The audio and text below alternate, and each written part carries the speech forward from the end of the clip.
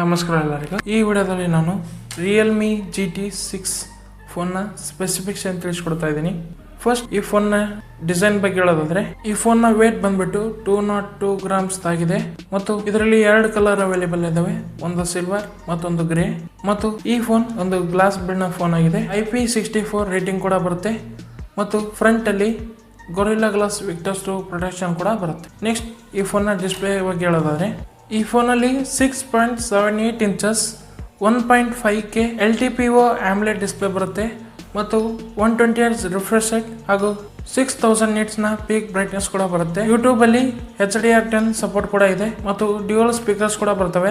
Netflix ಅಲ್ಲಿ HDR10 support ಇಲ್ಲ, but update ಸಮೇತ ಈ ಫೀಚರ್ ಕೂಡ ಬರ್ಬೋದು. ಡಿಸ್ಪ್ಲೇ ಅಲ್ಲಿ ಯಾವುದೇ ಚೇಂಜಸ್ ಇಲ್ಲ. ಆ ಫೋನ್ ನಲ್ಲಿ ಹೇಗೆ ಡಿಸ್ಪ್ಲೇ ಇದೆಯೋ ಅದೇ ಡಿಸ್ಪ್ಲೇನ ಇಲ್ಲಿ ಕೂಡ ಕೊಟ್ಟಿದ್ದಾರೆ. ನೆಕ್ಸ್ಟ್ ಈ ಫೋನ್ನ ಪರ್ಫಾರ್ಮೆನ್ಸ್ ಬಗ್ಗೆ ಹೇಳೋದಾದ್ರೆ, ಈ ಫೋನಲ್ಲಿ ಸ್ನ್ಯಾಪ್ಡ್ರ್ಯಾಗನ್ 8S Gen 3 ಪ್ರೊಸೆಸರ್ ಬರುತ್ತೆ. ಇದರ ಅಂತೂ ಸ್ಕೋರ್ ಬಂದ್ಬಿಟ್ಟು 1.5 ಮಿಲಿಯನ್ ಸ್ಕೋರ್ ಮಾಡುತ್ತೆ. 7+ Gen 3 ಪ್ರೊಸೆಸರ್ 1.4 lakhs ಸ್ಕೋರ್ ಮಾಡ್ತಿತ್ತು.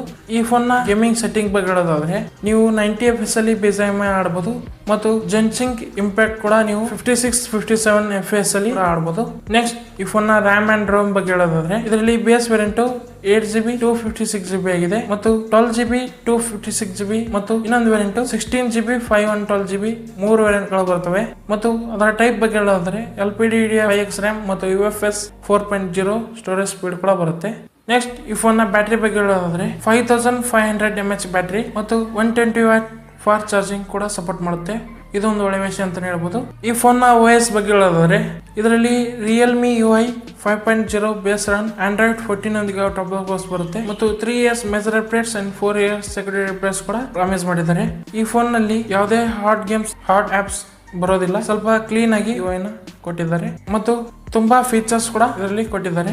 ನೆಕ್ಸ್ಟ್ ಈ ಫೋನ್ ನ ಕನೆಕ್ಟಿವಿಟಿ ಬಗ್ಗೆ ಹೇಳೋದಾದ್ರೆ, ಇದರಲ್ಲಿ 13 5G ಬ್ಯಾಂಡ್ಸ್ ಬರ್ತವೆ ಮತ್ತು dual 4G VoLTE Wi-Fi 6 Bluetooth 5.4 ಮತ್ತು 360 ಡಿಗ್ರಿ NFC ಸಪೋರ್ಟ್ ಕೂಡ ಬರುತ್ತೆ ಮತ್ತು VoNR ಸಪೋರ್ಟ್ ಕೂಡ ಬರುತ್ತೆ. ನೀವು ಕಾಲ್ ನ 5G ನೆಟ್ವರ್ಕ್ ಅಲ್ಲೇ ಮಾಡಬಹುದು. ನೆಕ್ಸ್ಟ್ ಈ ಫೋನ್ ನ ಕ್ಯಾಮ್ರಾ ಬಗ್ಗೆ ಹೇಳೋದಾದ್ರೆ, ಇದರಲ್ಲಿ 50 MP ಮೇನ್ ಕ್ಯಾಮ್ರಾ ಬರುತ್ತೆ. ಇದರ ಸೆನ್ಸರ್ ಬಂದ್ಬಿಟ್ಟು ಸೋನಿ ಲಿಥಿಯಾ 808 ಸೆನ್ಸರ್ ಇದರಲ್ಲಿ ಬರುತ್ತೆ. ಇದೊಂದು ಒಳ್ಳೆ ಸೆನ್ಸರ್ ಆಗಿದೆ ಮತ್ತು OIS ಕೂಡ ಸಪೋರ್ಟ್ ಮಾಡುತ್ತೆ ಮತ್ತು 50 MP 2x ಟೆಲಿಫೋಟೋ ಕ್ಯಾಮ್ರಾ ಕೂಡ ಬರುತ್ತೆ ಮತ್ತು 8 MP ಅಲ್ಟ್ರಾ ವೈಡ್ ಕ್ಯಾಮ್ರಾ ಕೂಡ ಬರುತ್ತೆ. ಇದರ ಸೆನ್ಸರ್ ಬಂದ್ಬಿಟ್ಟು IMX355 ಸೆನ್ಸರ್ ಒಂದಿಗೆ ಬರುತ್ತೆ. ನೆಕ್ಸ್ಟ್ ಈ ಫೋನ್ ನ ಸೆಲ್ಫಿ ಕ್ಯಾಮ್ರಾ ಬಗ್ಗೆ ಹೇಳೋದಾದ್ರೆ 32 MP ಸೆಲ್ಫಿ ಕ್ಯಾಮ್ರಾ ಬರುತ್ತೆ. ಅದರ ಸೆನ್ಸರ್ ಬಂದ್ಬಿಟ್ಟು ಸೋನಿ IMX65 ಸೆನ್ಸರ್ ಒಂದಿಗೆ ಬರುತ್ತೆ ಮತ್ತು ವಿಡಿಯೋಗ್ರಫಿ ಬಗ್ಗೆ ಹೇಳೋದಾದ್ರೆ 4K 60 fps ಅಲ್ಲಿ ವಿಡಿಯೋ ಶೂಟ್ ಮಾಡಬಹುದು ಮೇನ್ ಕ್ಯಾಮ್ರಾದಿಂದ ಮತ್ತು ಫ್ರಂಟ್ ಕ್ಯಾಮ್ರಾದಿಂದ 4K ವಿಡಿಯೋ ಶೂಟ್ ಮಾಡಬಹುದು ಮತ್ತು ಮೇನ್ ಕ್ಯಾಮ್ರಾದಿಂದ 4K HDR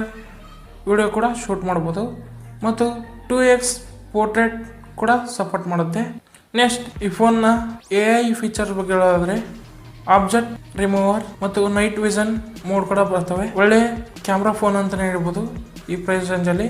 ನೆಕ್ಸ್ಟ್ ಈ ಫೋನ್ ನ ತಗೋಬೇಕೋ ಬೇಡೋ ಅನ್ನೋದನ್ನ ಕೇಳೋದಾದ್ರೆ, ಈ ಫೋನ್ ಈ ಪ್ರೈಸ್ ರೇಂಜ್ ಅಲ್ಲಿ OnePlus 12R ಕಿಂತನೂ ಬೆಟರ್ ಫೋನ್ ಅಂತಾನೆ ಹೇಳ್ಬೋದು. ಒಳ್ಳೆ ಪರ್ಫಾರ್ಮೆನ್ಸ್, ಒಳ್ಳೆ ಕ್ಯಾಮ್ರಾ, ಒಳ್ಳೆ ಡಿಸ್ಪ್ಲೇ, ಒಳ್ಳೆ ಡಿಸೈನ್ ಕೂಡ ಹೊಂದಿದೆ. ಒಟ್ಟಾರೆ ಈ ಫೋನ್ ನ ನೀವು ಕನ್ಸಿಡರ್ ಮಾಡಬಹುದು ಈ ಪ್ರೈಸ್ ರೇಂಜ್ ಅಲ್ಲಿ. ಈ ವಿಡಿಯೋ ಏನಾದ್ರೂ ನಿಮ್ಗೆ ಇಷ್ಟ ಆಗಿದ್ರೆ ಲೈಕ್ ಮಾಡಿ, ಶೇರ್ ಮಾಡಿ ಹಾಗೂ ಸಬ್ಸ್ಕ್ರೈಬ್ ಮಾಡಿ. Thank you.